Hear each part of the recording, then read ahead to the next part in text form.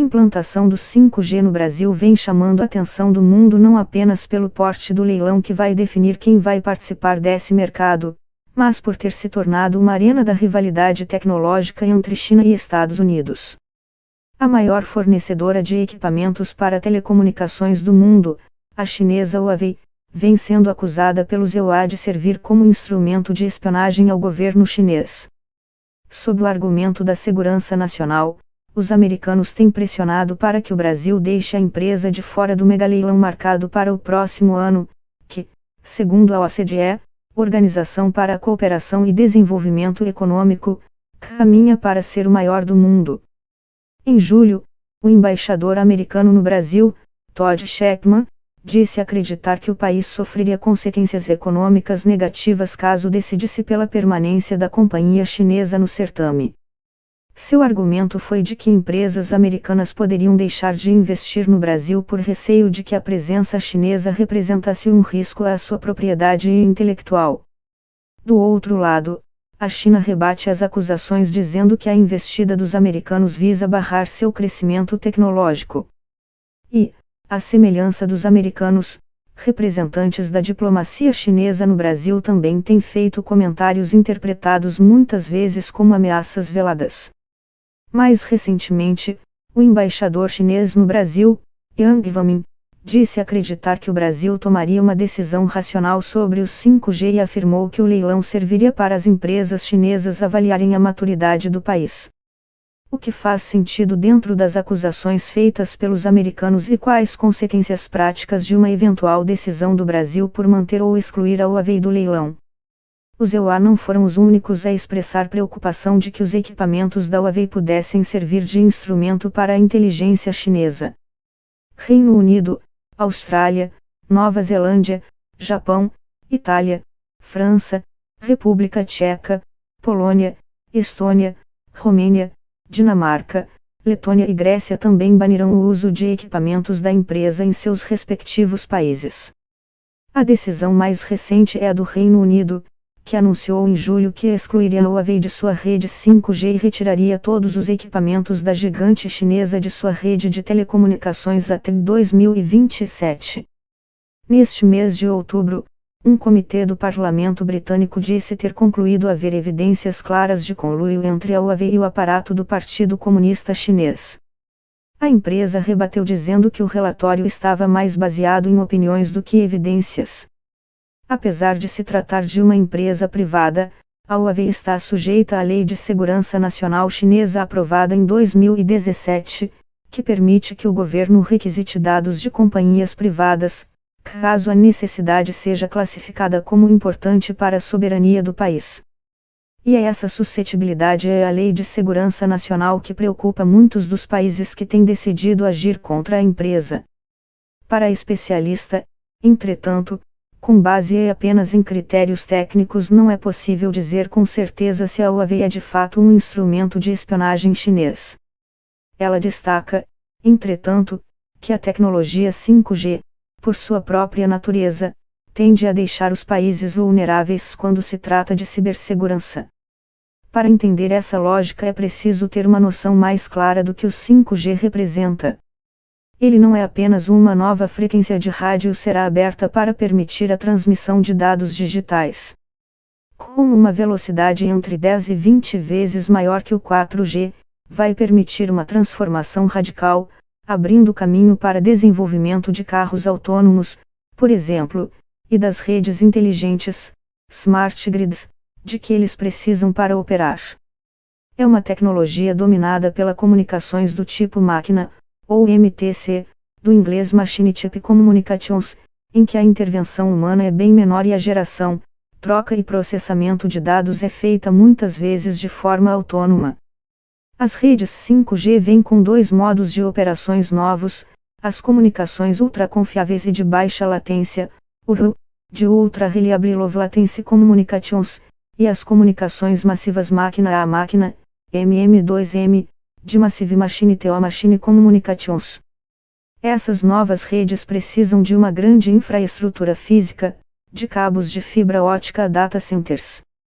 À medida que o mundo se torna mais dependente da tecnologia e quantidades monumentais de informação circulam por esses novos caminhos, aumenta a vulnerabilidade de empresas, setores, cidades ou mesmo países a eventuais ciberataques.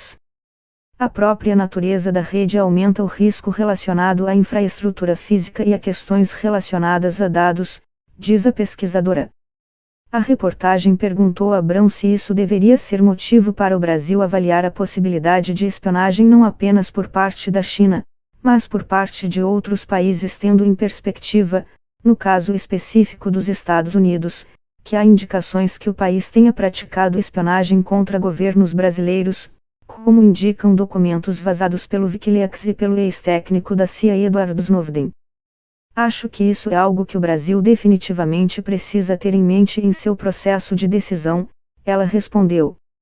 O risco, ela acrescenta, pode ser maior ou menor a depender dos mecanismos que o país desenvolva para mitigá-los. O próprio Reino Unido mantém um sistema de monitoramento ativo em busca de falhas de segurança há anos, assim como a Alemanha. É possível criar mecanismos de rastreamento, mas é difícil dizer com 100% de certeza que você consegue remover o risco de espionagem, ela alerta. Nesse sentido, Brown lembra que em outubro o National Cyber Security Centre, NCSC, do Reino Unido, publicou um relatório em que avaliava que a Huawei não havia feito melhorias suficientes para eliminar falhas de segurança que haviam sido localizadas em equipamentos usados pela rede de telecomunicações do país. É importante enfatizar isso, nenhuma medida é totalmente garantida em termos de cibersegurança. Ela avalia ainda que seria difícil para o Brasil ter sistemas de rastreamento semelhantes aos de países europeus, levando-se em consideração a necessidade de investimento e o momento atual da economia brasileira, golpeada pela pandemia de Covid-19. A Huawei está no Brasil há cerca de 20 anos.